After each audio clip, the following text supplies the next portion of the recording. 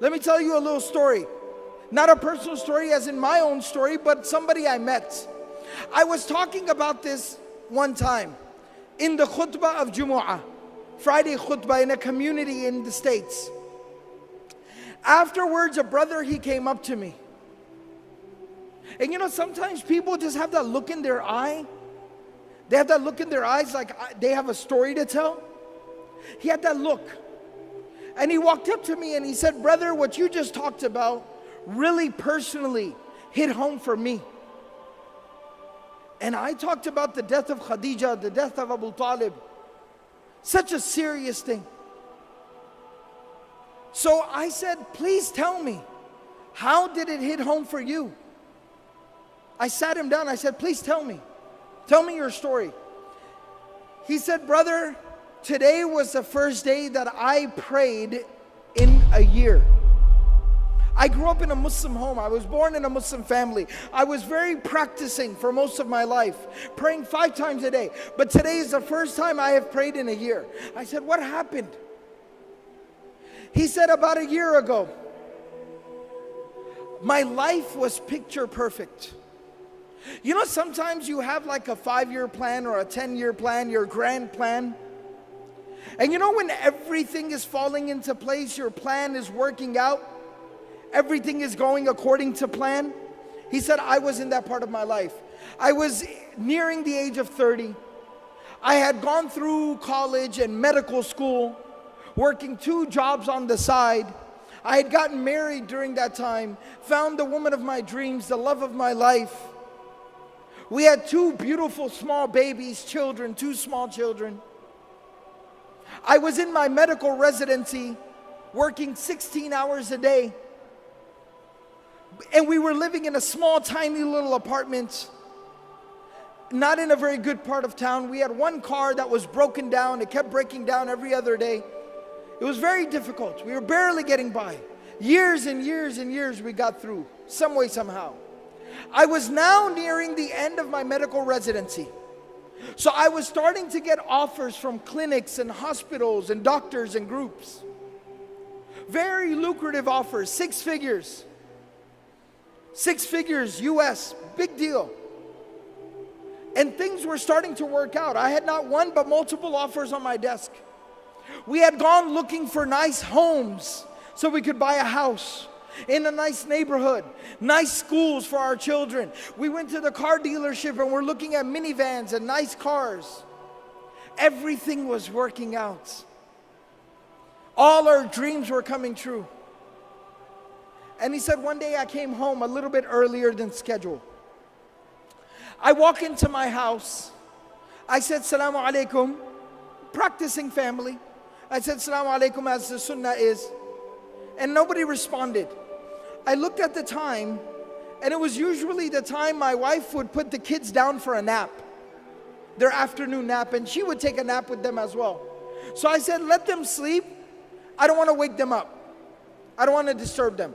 So I went, I got some food, I sat down with my books, did some study, answered some emails. After a while, you know when kids, they wake up and they start to kind of fuss and make noise? I heard the kids from the room. The younger one was crying, the older one was talking, I could hear them. I got very excited, as a father does. Let me go, they're awake. It's fun time, family time. So I go to the room and I walked in and my kids are sitting on the bed next to my wife. And my wife is laying there between them, motionless, still, not responding, not reacting. And it looked wrong. Being a doctor, I jumped right in and I checked her and she had been dead.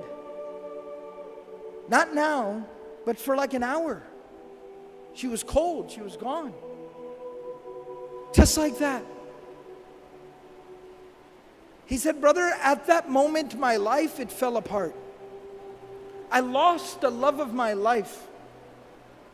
My children lost their mother. And I lost my faith, my iman.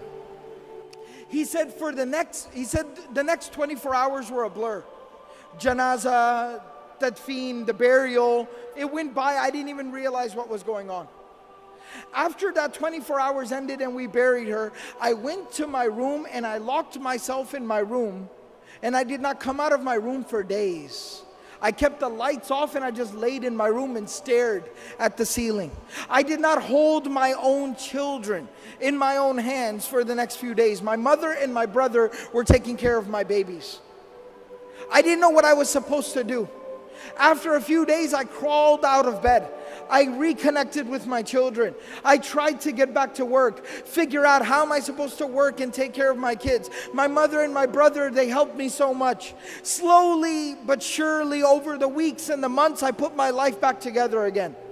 I got back to work. I figured out the schedule for the children. And I started figuring things out, but there was one thing that was still missing. One thing I could not figure out. One thing I could not solve. My iman was gone. My faith had been broken. I stopped praying.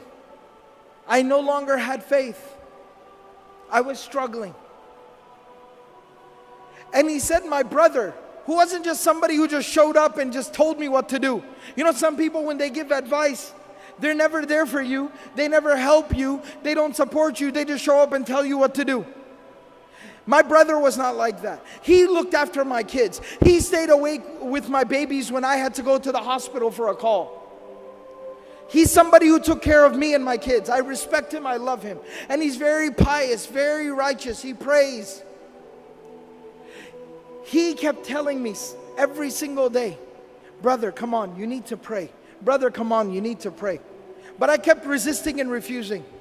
He said, this morning, today, he showed up at my house and he said, I am not taking no for an answer.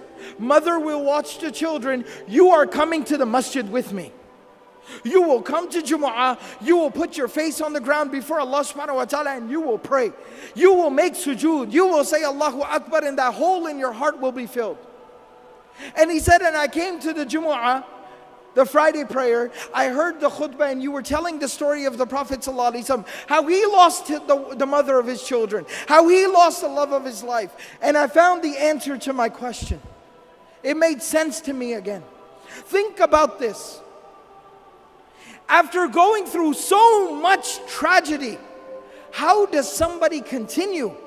How does the Prophet ﷺ wake up the next day, go out there and preach harder than he did yesterday, work harder than he did ever before, knowing that he's going to come home to an empty home, knowing that he's going to come home to an empty bed, knowing that he's going to come home and have to look his children in the face and wipe the tears from their face that their mother is not coming back? How did he persevere? How did he continue? It was at that moment that Allah subhanahu wa ta'ala provided him a solution.